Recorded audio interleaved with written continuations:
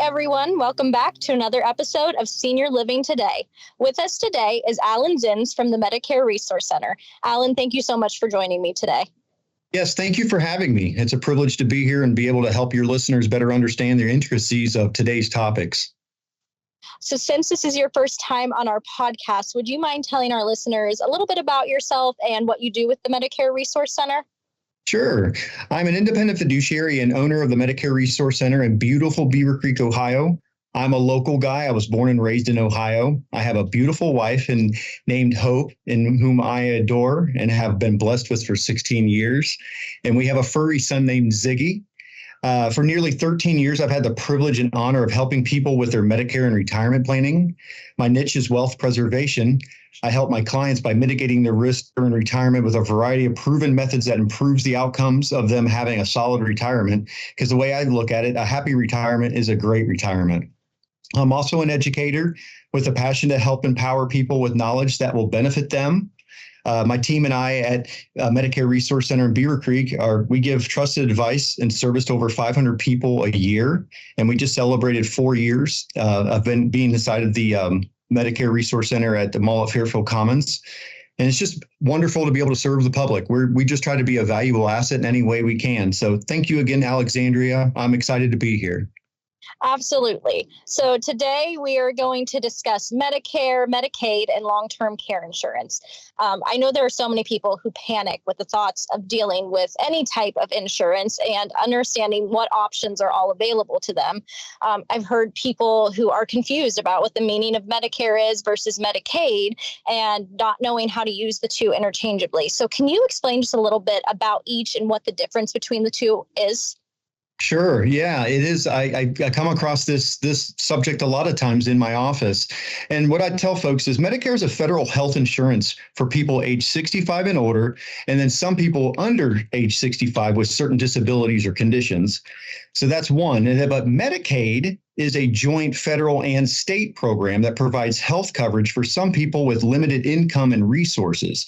Medicaid offers benefits like nursing home care, personal care services, and assistance paying for Medicare premiums and other costs. So let's go ahead and dive into Medicare a little bit more first. So as you mentioned, Medicare begins when we reach the age of 65. So what is the first thing that you recommend people do and when? And should you wait until you're 65 to start doing those things, or do you recommend people start planning earlier? Yeah, first, I don't do it by yourself. Work with a trusted and independent fiduciary and start planning 6 to 12 months from turning 65. You know, the importance of that is because planning and preparing for Medicare is a bit of a tedious process, and everyone is different and there's no two people alike. So getting a jump start ahead in planning and preparing for Medicare and turning 65, and because you have to make a decision when you turn 65, whether it's get Medicare or not Medicare. So, but preparing well ahead of time, like again, I recommend 6 to 12 months from turning age 65. So we know a lot of people have their own health insurance. So if you already have your own insurance and you're 65, do you have to apply for Medicare? You know, how does that work? And could making the change to Medicare, even though you're still working, save someone money? Yeah, good question. The answer could be yes and no. It depends on the individual's current situation and goals. There are several options for people to consider when planning for Medicare based on the goals of the individual. But an example would be like many people are still working when they turn 65 and have the employer health plans. Wisdom tells us to go ahead and make sure you check to see what that employer plan looks versus a Medicare plan that's built specifically for your wants and needs.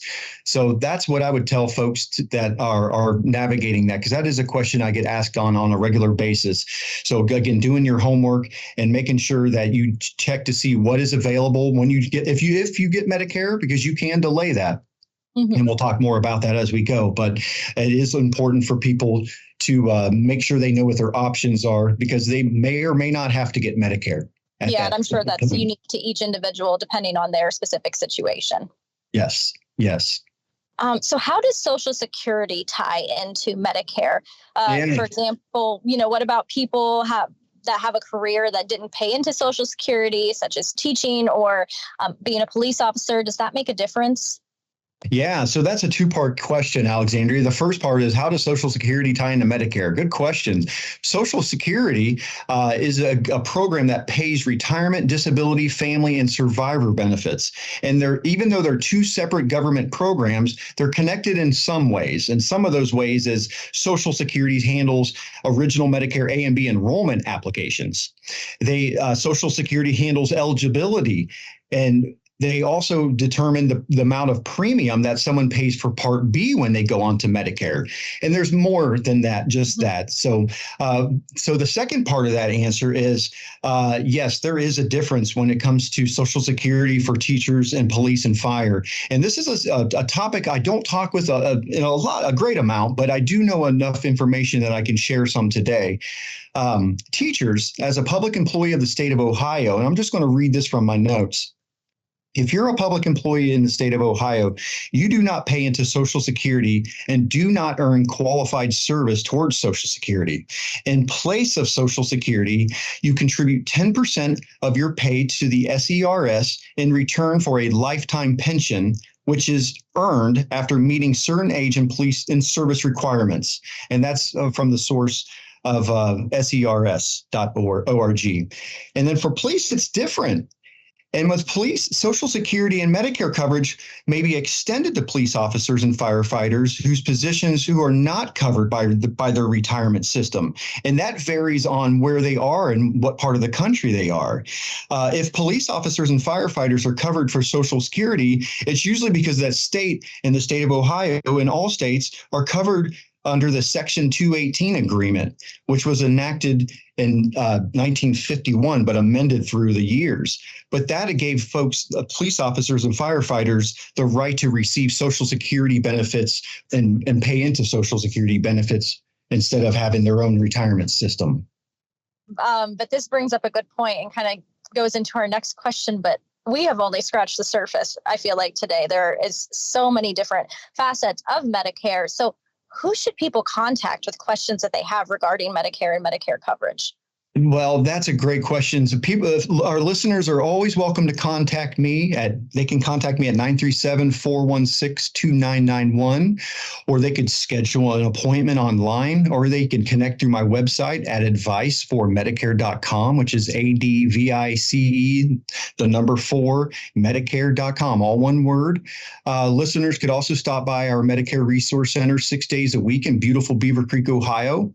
And if they wanted to talk to a government official, they could just call 1-800-Medicare.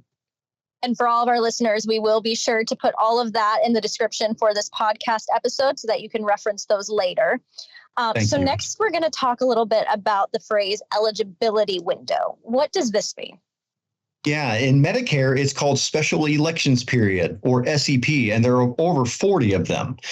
SEPs are ways of folks enrolling into Medicare Advantage or even prescription drug plans, or also Medigap plans. And that's a whole nother conversation. But to answer your question, most commonly for folks turning age 65, they go into their special enrollment period called their IEP, which is called Initial Election Period.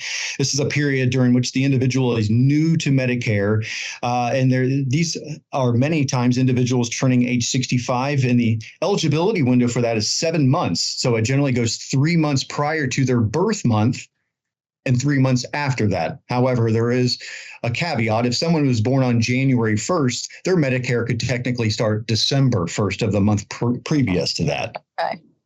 That's a question that stumps a lot of new agents, actually. But this is also, these IEPs are in initial enrollment, election periods, they're interchangeable words, election and enrollment. This is also a guaranteed issue stage. So it's folks that are even very sick, doesn't matter. There's no health questions asked for on these initial election periods. It's your gift into Medicare to choose any plan that you wish to have. But then folks, to answer the question from earlier, what if they're working and they're like, I'm turning 65, but I still plan to put a few years in. Well, folks are allowed to do that too, because it's just delaying their Part B. So when folks when they get Medicare at age 65, if they qualify, they just also can make Part B an optional thing by if they are working with an employer plan that is considered credible. but that's considered delayed Part B when they decide they want Medicare. And that's also another guaranteed issue stage of their Medicare. Thank you for clarifying that for our listeners. Sure. And there's over 40 special enrollment periods that help folks. So if folks are unhappy with their Medicare plan, chances are if they work with a skilled professional, they can find an election period in the middle of the year that may help them get out of that plan and into a plan that's maybe more suitable for them. There's possibilities of that, and most folks don't know about that. Another one of our special enrollment periods coming up October 15th to December 7th is called the annual election period, which is where folks can shop and enroll into other Medicare plans and really no questions asked. All these companies are at the mercy of someone changing out of their plan, so they all try to impress you. So hopefully some companies do it better than others. So that's what we help people find and discover during their special election periods. Well, and that's a great example of why it is important to seek professional advice when you're looking at these things and considering what type of Medicare coverage would be best for you. So before we move into Medicaid, is there anything else that I've forgotten to ask or that you think our listeners should know about Medicare? It's just to know that proper Medicare and retirement planning is of vitally importance to their overall well-being in life. I certainly take it serious. So they should check it out. And consultations with me are always free. And most of the time with other fiduciaries, it's free also. We welcome your business and we welcome your questions. So contact someone if you have moments where you need information about Medicare to make sure you truly are in the best situation that you can be in, because there's a lot of companies that would love to have our listeners as clients. So they strive, some companies just strive a little harder than others, and some companies just do it better than others. So it's always important for folks to be able to properly investigate and plan that for their future so they can be better served.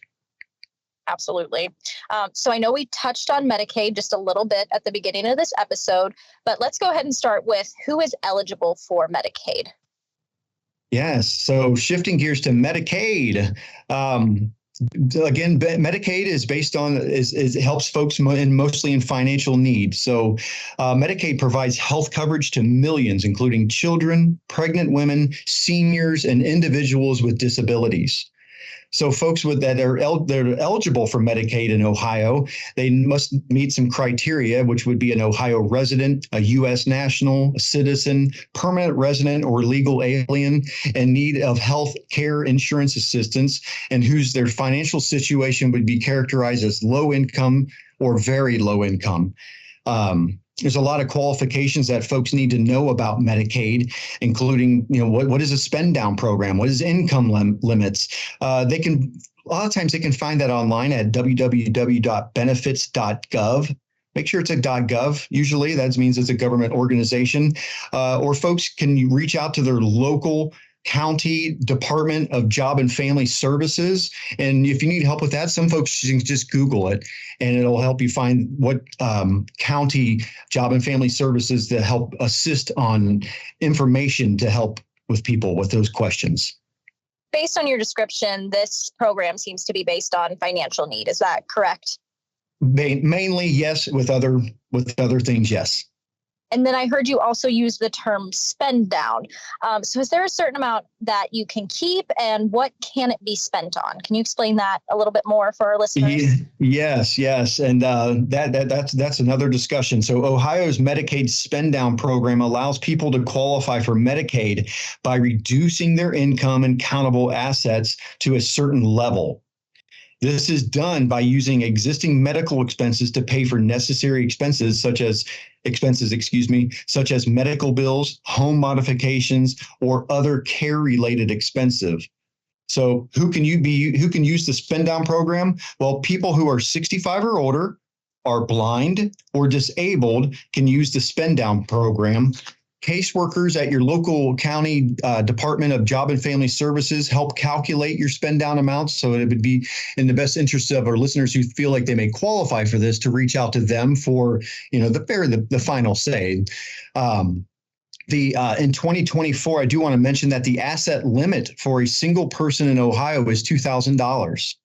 This does not include most household goods and personal items. But what is included is bank accounts. So they're going to look at this. They're going to ask you about this. Bank accounts, brokerage accounts, real estate, retirement accounts, annuities, and some life insurance policies, mostly the small term life insurance policies that they don't generally affect Medicaid eligibility. So can the spend down be used on things like prearranging funeral arrangements or a headstone? The answer is no, with an exception.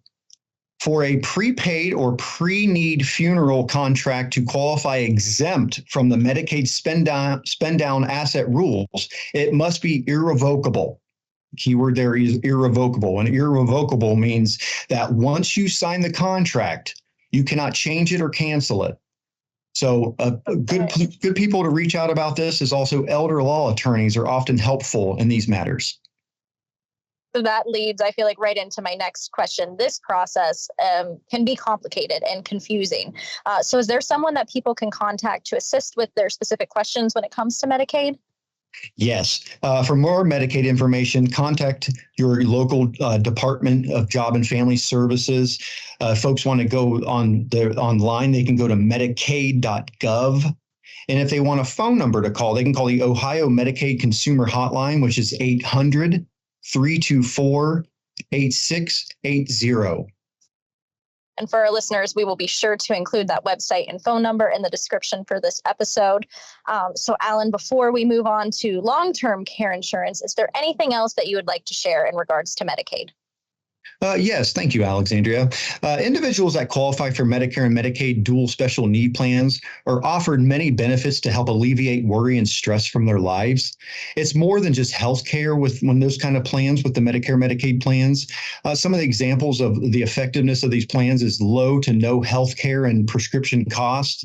A lot of them will add a food and utility allowance, transportation, dental, vision, hearing, managed care from the plan, gym memberships, and much, much more, actually. So those plans, again, are to help with the folks that are already suffering with financial crisis, that don't necessarily have the means to have the best health insurance. Well, in this case, it can step in as a nice and adequate health care provider for them.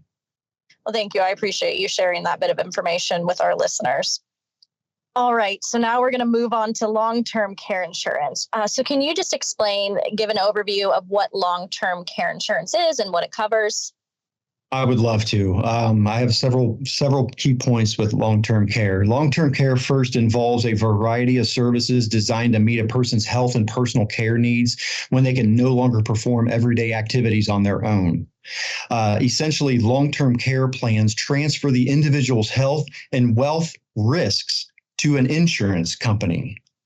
Long-term care planning is an integral part of retirement planning that helps prevent a family's estate from being eroded. And long-term care overall is a crisis that's not being discussed enough. The general public is uninformed about the expenses and the stress that long-term care expenses puts on individuals, family, and the public. I say public because it means the large expenses on the Medicaid system, in which we just talked about. The Medicaid system right now is currently burdened and is overstressed right now. There's been talks about that since I'm a kid. I'm 47 now, but they've been talking about how the Medicaid systems and Medicare system is going to go out of business, but that's absolutely not true. However, it is stressed. Folks without proper long-term care planning can and usually do end up needing Medicaid assistance, which means what we just talked about, spend downs and draining of assets to provide health insurance for folks. It's not the ideal, but if folks would do some long-term care planning, and we'll talk more about it, it'll benefit them. Just if I could, Alexandria, give you some of the statistics about long-term care that I have found. All the sources are reputable. The Ohio Department of Health and Human Services, the Ohio Department of Insurance, this is the Kaiser Family Foundation, and also AARP is where I get these statistics from. But this is alarming. So 70% and that's 7 out of 10 Americans who reach age 65 will require some long-term care service at some point in their lives. 70%, that's huge. And the gender is different. So women generally need more long-term care for the duration than men because women live longer. 14% will need more than 2 years of paid care. Both assisted living and memory care varies by location, but assisted living costs in Ohio, these are the 2024 numbers, is the average cost for folks this is coming out of their own pocket or a long-term care policy, is $5,268 a month. I don't know if most folks know that Ohio is actually 10% above the national average, which is $4,802. That's 2024 numbers. Assisted living in the median monthly rate is $6,750. That's in Dayton, Ohio. That boils out to be $81,000 a year for folks. Memory care costs in Ohio are $6,043 per month. And also long-term care costs generally rise every year. So with inflation and everything and anything post-COVID, you can just expect all those numbers to continue to rise like they have over the last couple of years. Well, Alan, I'm really happy that you shared those stats with our listeners, and hopefully it will encourage some of them to plan a little bit ahead. So that leads into my next question. Can anyone apply for long-term care insurance? Yes, but within reason. Some won't qualify due to health reasons. Some won't need it due to personal assets. It's best to sit down with a licensed professional and find out if you need it. The recommended ages for folks to purchase long-term care policies are ages 40s through 60s, generally is kind of the sweet spot for folks that should really consider long-term care for their future and for the possibility of keeping their estate in order. And we can help with that. So is long-term care insurance considered a medical insurance? I've heard it's purchased through a conventional insurance agent, meaning that it's somebody that sells life insurance. So can you explain that a little bit for our listeners? Sure, I'd be happy to. Long-term care helps cover medical expenses, but is not classified as a medical insurance, and it is not covered by Medicare. Long-term care policies are sold mostly by life insurance companies through a life licensed appointed professional. So I'm sure that the answer to this question is going to be no, but let's dive into it a little more for our listeners. Are all policies alike? Yeah, absolutely no. Each company that handles long-term care planning have their own unique benefits. It's wise to compare plans based on what you want and what you need. Some traditional policies from the 80s to the early 2000s, they were mostly the use it or lose it type of policies. They were kind of like paying for car insurance. It's use it or lose it, but you don't get any of those premiums back. But since 2010, many new hybrid long-term care policies combined coverage from life insurance plans into a long-term care policy, because really what a long-term care policy can be is built on a life insurance chassis, which is wonderful. And so these hybrid policies now say, let's say that you have a $100,000 death benefit. We're just for ease of numbers, okay? And someone says, hey, I don't necessarily need that $100,000 death benefit. I need long-term care before I die. And these new hybrid policies with the right company will say, hey, we'll take that $100,000 instead of pay you later after you're deceased. We'll just make it part of your payments for long-term care. And it's wonderful. Some of these companies will do a cash indemnity, which means they'll just send you a check to your bank or home, or however you set it up, but to use it to spend it on how you see you need it to spend. Because some of these companies or these clients, with their parents that are aging, it's the kids that are taking off their jobs to try to care for their aging parents. And some of the aging parents want to say, because my daughter, they used to be a full-time employee, is now a part-time. I want to pay her some money because she helps me with my my day-to-day needs. Those policies are available now where they didn't used to be. So it's always worth talking with a licensed professional that's skilled at using these. Absolutely. So we talked a little bit about the differences between policy options. Another question we get is about pricing. Are prices the same regardless of the company, or will that vary from company to company? And they'll vary. No, prices and qualifications and restrictions vary from each provider. Some companies are a little more strict and some are a little more loose. So it really is important to work with an independent fiduciary that is skilled at helping people with these type of, not only questions, but with these type of planning. And then also, what about your age? Do prices change depending on your age? Yes, it does. The younger and healthier you are, the lower the cost would be. So generally, the healthier the person, the more robust features offered in their long-term care plans they can have, which is nice. So, but yeah, so folks, it's if you're thinking about it, you ought to look into it because again, generally the younger and the healthier, the lower the cost and the more likely that you'll get a plan because again, you can be turned down for health reasons. Yeah, so you mentioned health conditions, so I'm assuming that those do have an effect on the acceptance and the price for these policies. Absolutely. You are the person that are applying for long-term care. You're essentially asking a large Fortune 500 company to take the burden and the risk of your declining health in the future while you pay them a relatively small fraction of the cost, in premiums. But there are several companies. So your small amount that they accept you, and because you have to be accepted into a long-term care plan, again, meaning being healthy enough and having the financial means to do so. But they're not always all expensive. By the way, there is usually these plans this day, these new hybrid versions usually fit the budget of the people that are trying to apply for them, actually. So they're not all just expensive and out of just for certain people. They're really for anybody, but you just got to work with a licensed professional and knowing which ones to work with because there are several options and companies have different health questions during the applications process. So it's always wise to talk to a skilled and licensed professional. Absolutely. So can you be denied for health reasons alone? Yes. And then what does long-term care insurance cover? Will it cover assisted living, skilled nursing, memory care? Yes, but it's all in the long-term care planning for the individual that they do. These are solid questions and what should be addressed when planning for their future.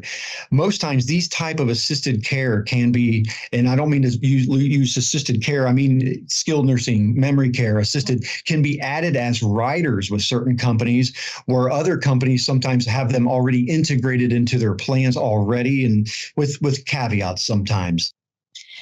And then who would you recommend our listeners contact with questions regarding long-term care insurance? Yeah, thanks for asking. Listeners are always welcome to contact me. Listeners could contact, if not me, they should contact an independent fiduciary that has properly licensed and has experience with handling these type of cases. I've been blessed in handling everything we talked about today for nearly 13 years. If listeners would like to contact me, please do so. Consultations are always free with me and recommended, really. I love questions and helping people get ahead. I appreciate you providing my contact information for your listeners, and we're always welcome. Our Medicare Resource Center inside the mall at Fairfield Commons is open 6 days a week. So come on in and feel free. It's a nice, clean environment. It's very inviting, and it's just a place of where people can get some service with Medicare or long-term care or even Medicaid questions. We get those all the time also. We'll guide you along wherever we can, and we'll tell you if we have the answer. And if we don't have the answer, we'll let you know that too, but we can always find resources for you. And that's what we're here for. That's great. And as I mentioned earlier to our listeners, all of Alan's information will be included in the description for this episode. Alan, before we close out today, what else should our listeners be asking regarding long-term care insurance? Yes, with the advancements in science and awareness, people are living longer these days, more than ever in our country's history. Statistics show how Americans who reach age 65, they should plan to live at least another 20 years. So the question you got to ask yourself is, will you outlive your money? Listeners need to make sure that their retirement plans will be with them for the rest of their lives. And they sometimes need to take action. Listeners also need to make sure they can retire with dignity and with full assurance. Talk with a professional and know what's available. Many insurance companies have adapted to a new post-COVID era by creating innovative products to help everyday people. And I want to also just mention in closing, if what I talked about today causes any kind of a stirring feeling within you, act on it by at least getting answers to your questions and finding out what's available for you specifically. It's always free with me. Don't wait before it's too late. People don't plan to fail. They just fail to plan. And today, I hope everybody learns something useful. It's been an honor to be here. And so thank you and bless you. And I appreciate being here. Alan, it was such a pleasure having you with us today. You shared some incredibly helpful information and tips regarding Medicare, Medicaid, and long-term care insurance and what the planning process for that looks like. So thank you again for being here. Oh, thank you. It's my pleasure. For all of our listeners, please be sure to tune into our next podcast in 2 weeks. We will be talking with a panel of our own residents who will share ways to make the transition of moving into a senior living community smoother, as well as some helpful tips for settling into your new home. As always, be sure to like and subscribe to Senior Living Today so you never miss a new episode, and we will be back again in 2 weeks.